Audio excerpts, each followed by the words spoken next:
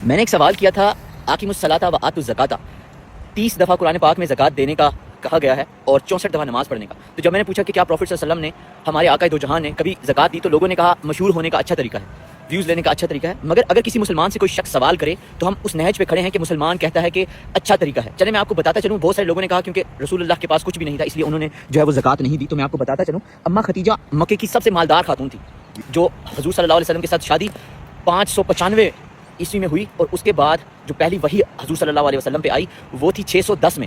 میرے بھائیوں نے مجھے لگتا ہے نہ کبھی ریسرچ پڑھا، نہ قرآن دیکھا، نہ کبھی حدیث، نہ کبھی فقہ، اور نہ ہی کبھی مجھے لگتا ہے میرے بھائیوں نے جو ہے وہ ہسٹری کی کتاب اٹھا کے دیکھی. اور اماں ختیجہ کی جو وفات ہے وہ 619 میں ہوتی ہے. تو ان 9 سالوں میں ایک شخص جس کی بیوی مکہ کی تمام عورتوں میں سب سے مالدار خاتون ہو، اتنی لبرل ہو، اتنی آزاد ہو کہ انہوں نے اپنی پسند کی خود شادی کا پیغام بھیجا ہو اور رسول اللہ صلی اللہ علیہ وسلم کو خود شادی کے لیے چنا ہو، تو پھر میرا سوال یہ ہے کہ ان 9 سالوں میں پیارے محمد صلی اللہ علیہ وسلم نے کتنی دفعہ زکوٰۃ دی؟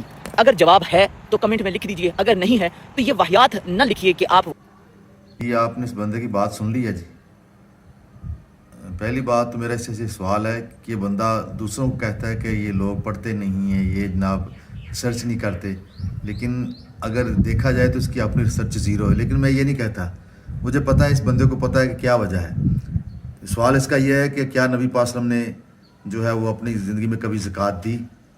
تو پہلی بار پھر اس نے یہ کہا کہ حضرت اماں ختیجہ الکبریٰ رضی اللہ تعالیٰ عنہا کے پاس اتنی دولت تھی، وہ 9 سال جس نے گزارے تو 9 سال کے اندر کبھی ایک دفعہ زکوٰۃ دی. عقل کے اندھے اور بے وقوف بندے، پتہ نہیں تو جان بوجھ کے کر رہا ہے یا تجھے کو دین کے ساتھ دشمنی ہے. تم جانتے ہو کہ دین اسلام کے بہت سارے جو ارکان ہیں وہ وقتاً فوقتاً نازل ہوئے ہیں، ان کا ایک وقت ہے.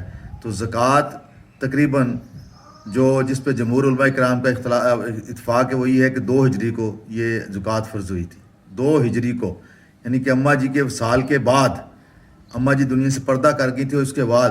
تو پہلی بات تو یہ ہے کہ جتنا مال تھا اماں جی کا انہوں نے لا کر سرکار کے قدموں میں رکھ دیا، اور سرکار نے اسی وقت وہ سارے کا سارا جو ہے راہ خدا میں تقسیم کر دیا. آپ نے کبھی بھی وہ مال اپنے پاس کبھی جوڑ کے رکھا ہی نہیں ہے.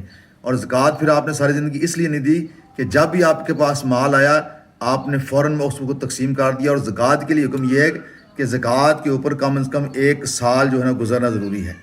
یعنی بندہ صاحب نصاب ہو بھی جائے، صاحب مال ہو بھی جائے، تو اس کے اوپر 1 سال کا گزرنا ضروری ہے. تو اس لیے لوگوں کو یہ تانے دینے کی بجائے، مولویوں کو برا بھلا کہنے کی بجائے نا، پہلے کسی مولوی کے ساتھ اپنا رابطہ کرو، کسی مولوی کو اپنی اوقات بتاؤ، مولوی بتائے گا تمہاری حیثیت اور اوقات کیا ہے. اور یہ لوگوں کو یہ نیٹ کھول کے بتانا، یہ کرنا، وہ ٹھیک ہے تم انگلش تمہیں آتی ہے، تم انگریزوں کے رہتے ان کے پٹھو ہو، لیکن اس کا مطلب یہ نہیں کہ تم علماء کرام کو جو نبی پاک دین کے وارث ان کے خلاف بک بک کرتے رہو، تمہیں کو پوچھے گا نہیں. ہاں آمنے سامنے بیٹھو، تمہیں بتائیں ہم کیا کیا چیزیں ہیں تو کیا نہیں ہیں، پھر تمہاری آنکھیں کھلیں.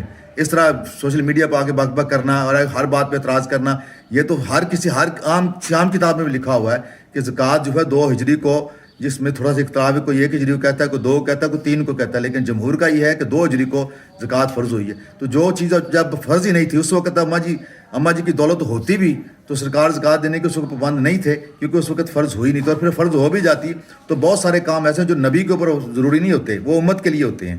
اس لیے اپنا قبلہ درست کرو.